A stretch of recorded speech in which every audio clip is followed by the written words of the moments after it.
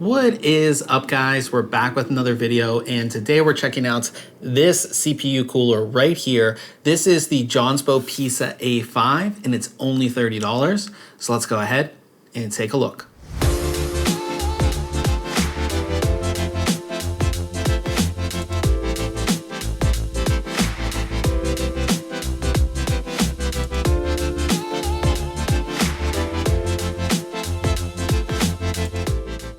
As we take a first look at the cooler, it's not all that large at all. I'll go ahead and put the official dimensions sort of like I always do right here. Now we have the gray version of the cooler, which has a gray fan, and then the top cap on the heatsink is gray as well. There's also a white version where those things will be white, but the heatsink remains its same silver color. The cooler itself is designed as a single tower, single fan cooler. Now talking about that fan, it is a 120 millimeter fan, and it's gonna spin between 800 and 1500 RPM with a max airflow of 81.27 CFM, max air pressure of 2.23, and a max noise level of 36.8 dBA.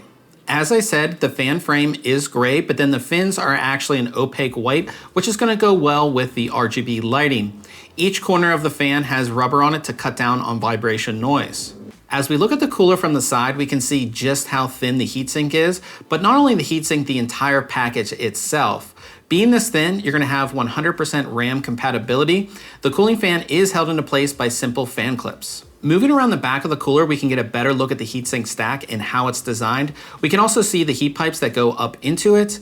The top of the cooler is capped off with a plastic cap with a Jonsbo logo on it. There are 5 6mm thick nickel-plated copper heat pipes that come up from the base of the cooler and go up into the heatsink in a U fashion, which is pretty standard when it comes to tower coolers.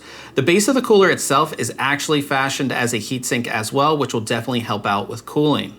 On the bottom of the cooler, you'll find pre-applied thermal paste. Now, some people may not like this, but I think it's great for first-time builders, as applying thermal paste is one of the more daunting tasks if you haven't done it before. With the thermal paste there, it's actually hard to see, but this cooler does use a direct touch design, meaning that the heat pipes will make direct contact with your CPU once installed.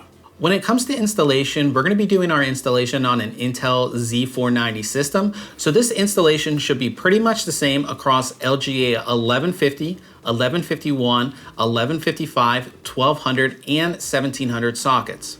When you start installation, you're gonna wanna go ahead and take the back plate and affix it to the back side of your motherboard, lining up the pegs with the holes in your motherboard.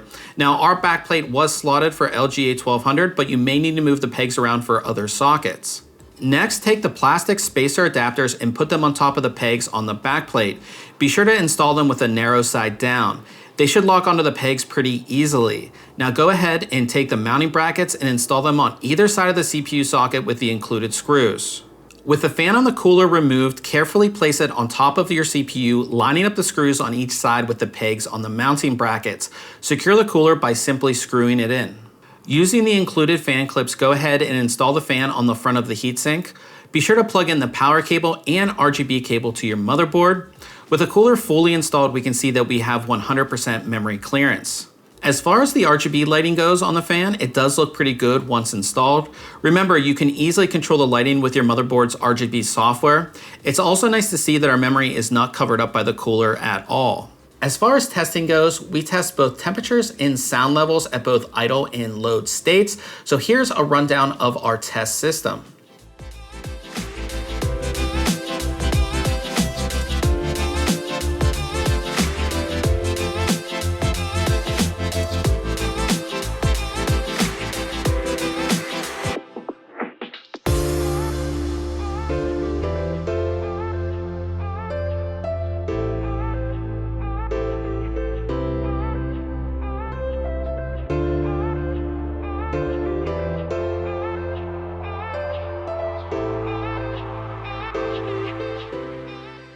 As we come to the end here, I have to say that I really like this air cooler for $30. I believe it is the real deal when it comes to a $30 air cooler. I see really cheap air coolers on Amazon all of the time, and in my head, I'm always like, it probably performs like crap. It's gonna be hard to install. It's not gonna, most of them don't look good.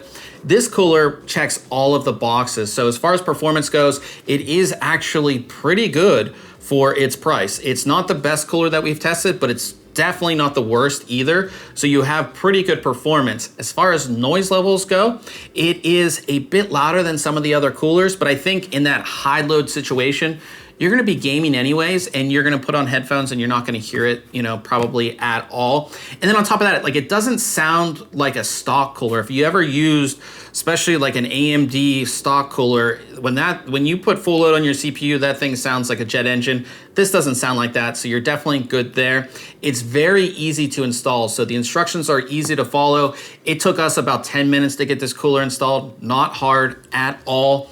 On top of that, you know, it is small enough where you can do the installation with your motherboard mounted in your system. Of course, we do all of our installations outside the system, but you know, like I said, installation, super easy. And you do get some RGB lighting, so that ARGB fan looks quite good. Even the cooler in general, with a little bit of the design cues that it has, looks good in the system.